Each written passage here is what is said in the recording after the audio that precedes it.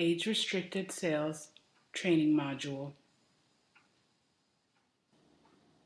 In this training, we will cover the company policies and procedures regarding the sale of age-restricted items to minors, state laws and penalties associated with these types of transactions, and finally, the consequences of your actions and the people who are affected by those actions. At the end of each of these 3 sections, you will be quizzed on what you've learned. Section 1, Company Policies and Procedures. The purpose of this section is to make cashiers aware of company policies and procedures regarding the sale of alcohol, tobacco, and other age-restricted items. The most common age-restricted items are alcohol and tobacco.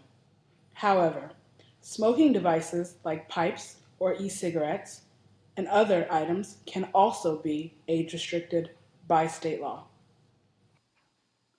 The legal purchasing age for tobacco and alcohol are different. Customers must be 18 years old to purchase tobacco, but 21 to buy alcohol. We strive to be a responsible vendor and prohibit the sale of age-restricted products to minors.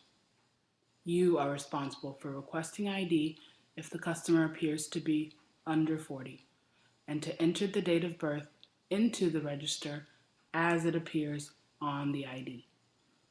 If you are not 100% certain that the customer is under 40, simply ask for ID. There are 3 valid forms of identification that you can accept: a state-issued license or ID card, a U.S. passport, and a U.S. Armed Services ID. Never ask a customer for his or her date of birth. You must only ask for ID when necessary. If the customer appears to be 40, bypass the age verification process. Never enter a date of birth that you have not read off of the customer's ID. This is against company policy.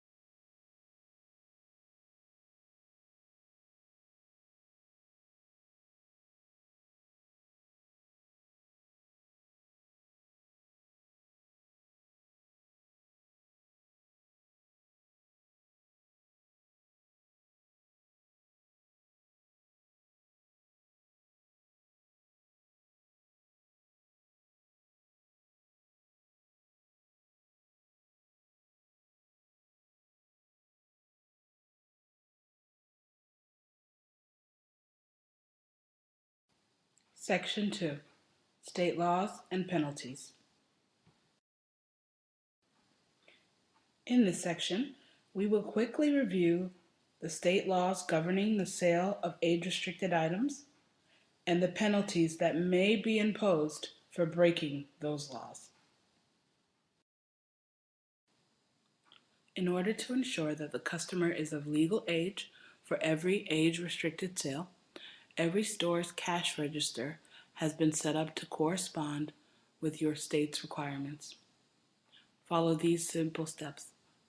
First, request a valid form of ID for customers under 40. Next, enter the date of birth into the register by either scanning, swiping, or manually entering the information. Then, check for the approval message from the cash register. Remember, let the register do the work. Failure to comply with the law may result in termination of employment, a criminal record, fines up to $1,000, imprisonment up to 60 days, community service, and possibly a loss of college scholarships. Don't be a statistic. ID under 40.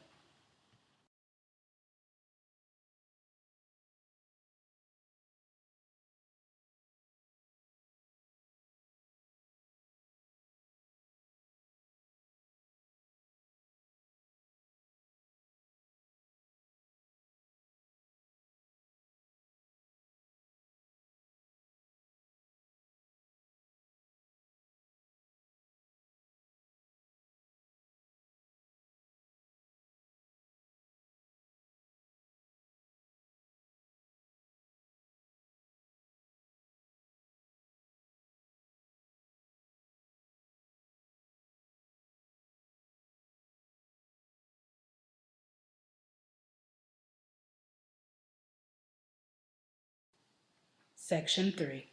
Consequences. In this section, we will help you understand the consequences of your actions and who is truly affected by those actions.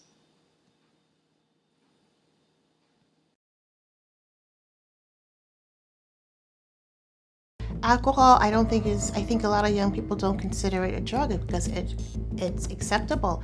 It's not like crack cocaine where you have to buy it on the sneak and, go to a corner and buy it. Because it's legal and it's everywhere, it's readily available. I don't think it has the same necessarily dangerous stigma as other substances. I would hear stories in college and in high school where people would come to talk and tell them how drinking affected their lives, and I'd think that was sad, but that's not going to happen to me. Kids' brains are developing in a way where they don't, perceive consequences.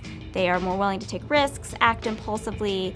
A lot of it is developmental. The problem is that when you place that, in a situation with a dangerous substance, with high-risk behavior, it's going to lead to unfortunate results and sometimes devastating results. You wouldn't think that Molly was that type of person to, go out, get drunk, and die. I mean, I think it was such a shock to everyone that, it was just crazy.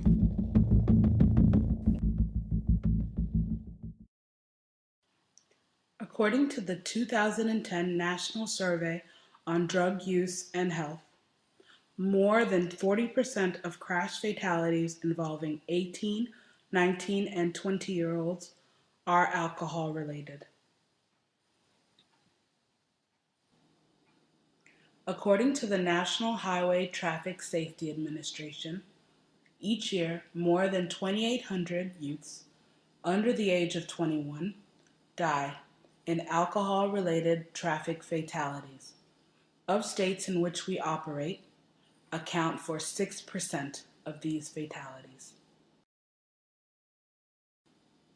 Not only do underage sales affect you, your family, and your company, but it also affects the family and friends of those who purchase the items. In this case, many lives were affected and many losses were felt by all involved, but the greatest loss was this young person's life. You have a responsibility to your employer, your customers, and your community. You are responsible for every age-restricted sale.